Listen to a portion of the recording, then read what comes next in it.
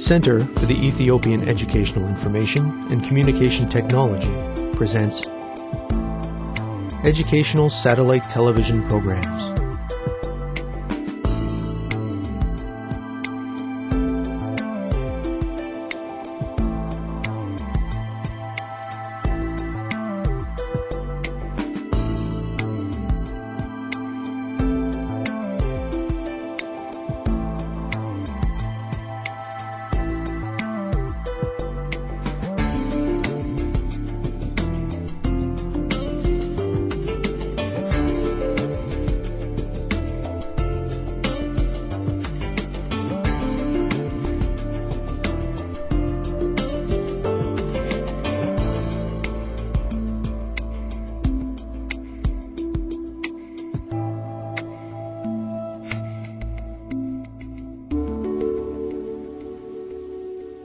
Hello, teacher. Hello, students. Welcome to today's lesson, which begins our unit on simple machines. This exciting unit will allow us to combine what we have learned about vectors, motion, and force. It will also give us a better understanding of the functions of machines we use in our everyday lives. We will start by introducing the purpose and importance of machines, as well as a few basic terms we may use to define a machine's behavior. Later on, we will discuss the individual mechanisms of different machines to better understand how each works together. The development of machines has allowed humankind to achieve the seemingly impossible. Awe-inspiring achievements like the pyramids of Egypt would not have been possible without simple machines, nor would we be able to cook food or travel across the world in a matter of hours. From the simplest tasks to the most complex, machines are used in virtually every aspect of our daily lives. In terms of physics, a machine is defined as a device that is specially designed or engineered to help make it easier to do mechanical work. You may recall, mechanical work was the focus of our last unit. We established that work done in joules is equal to force applied times the distance moved in the direction of the force. Thus, a machine will make it easier to do work by performing one or more of the following tasks. It may increase the effect of applied force. It may change the direction of the applied force or transfer an applied force from one place to another. And it may increase the distance moved against the applied force or increase the speed the force moves. As we know, no energy can be introduced into a system. Therefore, machines produce no new energy. They can only convert it to other forms of energy. However, as we have just learned, machines can increase the magnitude of force. When you apply a force to a machine, it is referred to as the effort. In order to do mechanical work, you must move this effort through a distance. Thus, in terms of machines, we may write a new equation for the relationship of work and force. Work input is equal to effort times the distance moved by effort.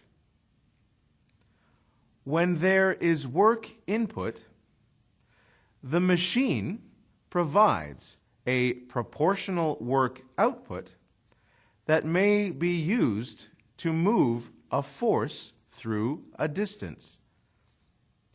A force moved by a simple machine is referred to as a load. This can also be expressed in terms of an equation. Work output is equal to load times the distance moved by the load. If there is no energy loss inside the machine, meaning there is no friction between moving parts or rise in heat energy, then we may conclude that work input is equal to work output. This allows us to rewrite our equation to account for both input and output. Effort times distance moved by the effort is equal to the load times the distance moved by the load. This means that if a machine has been designed so that the distance moved by a load is less than the distance moved by the effort, then the load can be greater than the effort. In simple terms, a small effort can be used to move a large load. The term simple machine refers to the most fundamental of devices. There are actually several interpretations of the term. A simple machine may be defined as a device that only requires a single force to work. It may also be defined as a device for doing work that has only one part.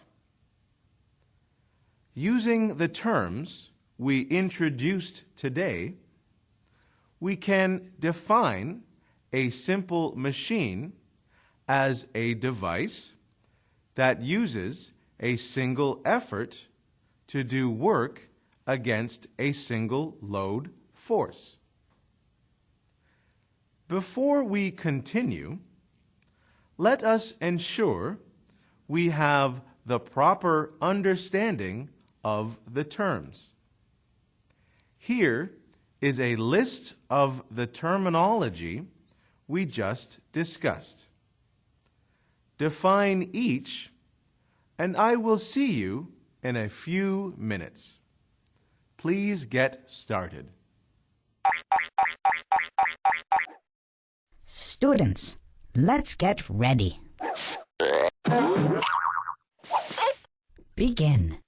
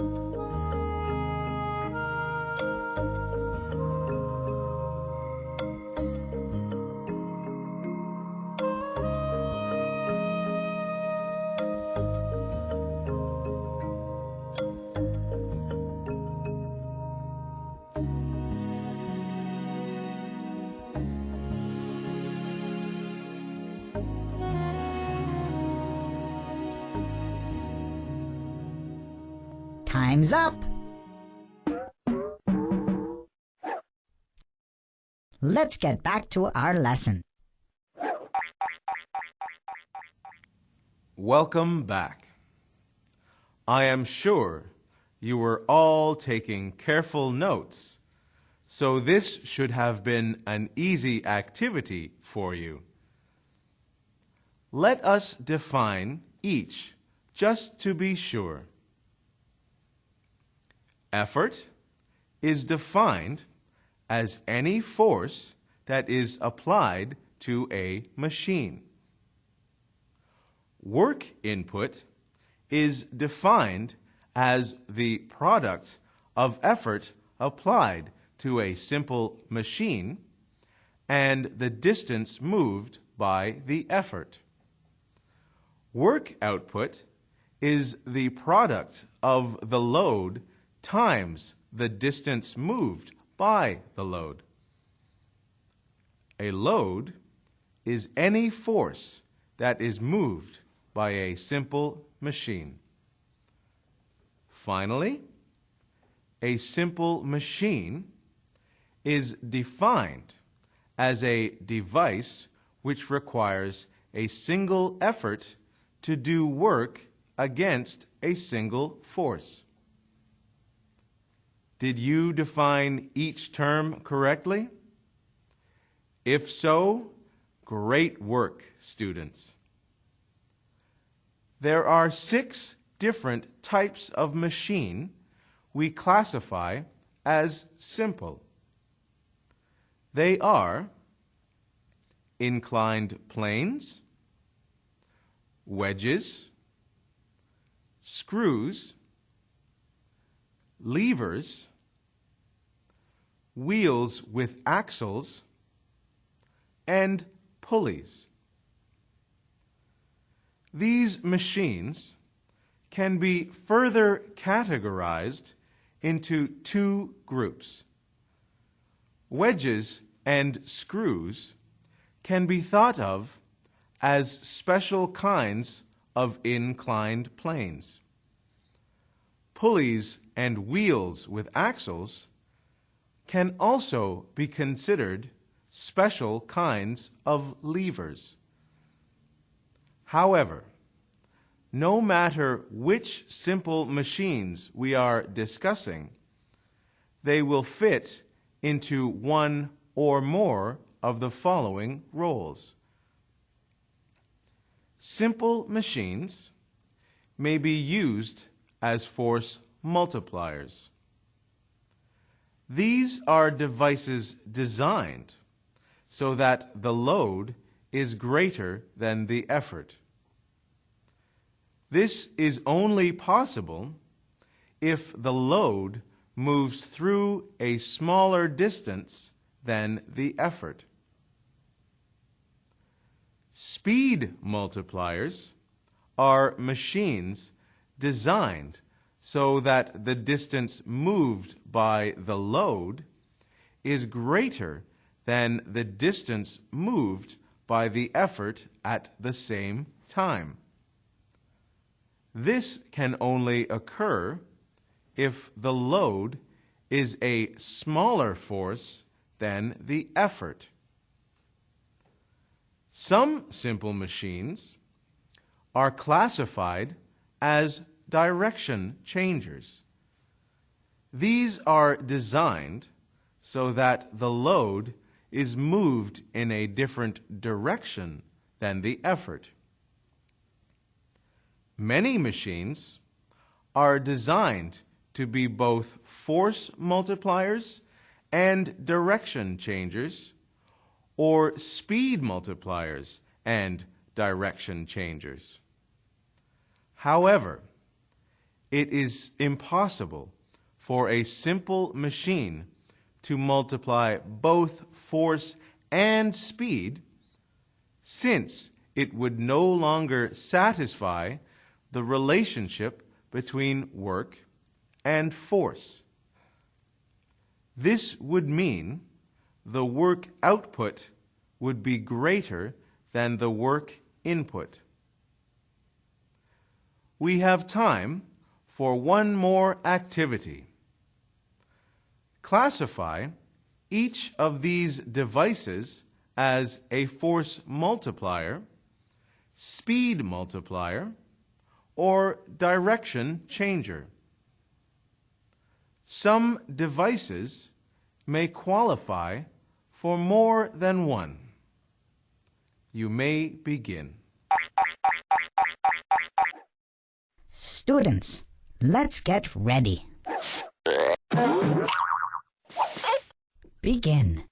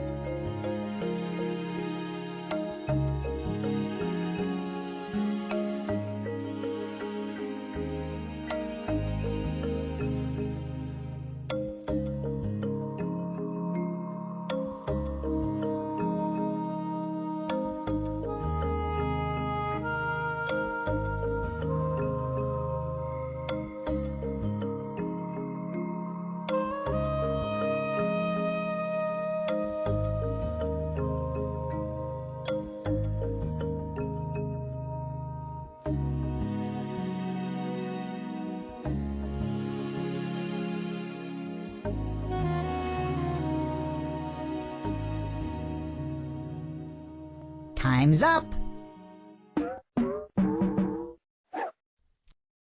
Let's get back to our lesson. Hello again, everyone. Let us classify each of these devices. The crowbar is an example of a force multiplier. A low amount of effort is applied to a crowbar to leverage another object. In this process, the load created is greater than the effort applied. The second device is a car tire, which is a speed multiplier. Hence, the load applied is lower than the effort. The distance moved by the load is greater than the distance moved by the effort. Window blinds are direction changers. As we raise or lower the blinds, a pulley system is employed.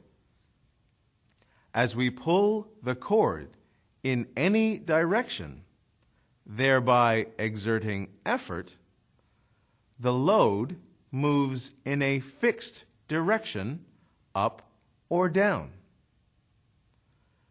The cargo lift is both a force multiplier and a direction changer. Pulling a lever on the lift will cause the platform to rise. Thus, the effort and the load are working in different directions. Furthermore, the effort applied to raise the lift, that is, the act of pulling the lever, creates a larger load than the effort applied. Were these your answers? If so, great work. This concludes our first lesson on simple machines. We have discussed the basic concepts of workload, effort, input, and output work. We have described some characteristics of simple machines and examined the different classifications. Until next time, thank you, teacher. Thank you, students.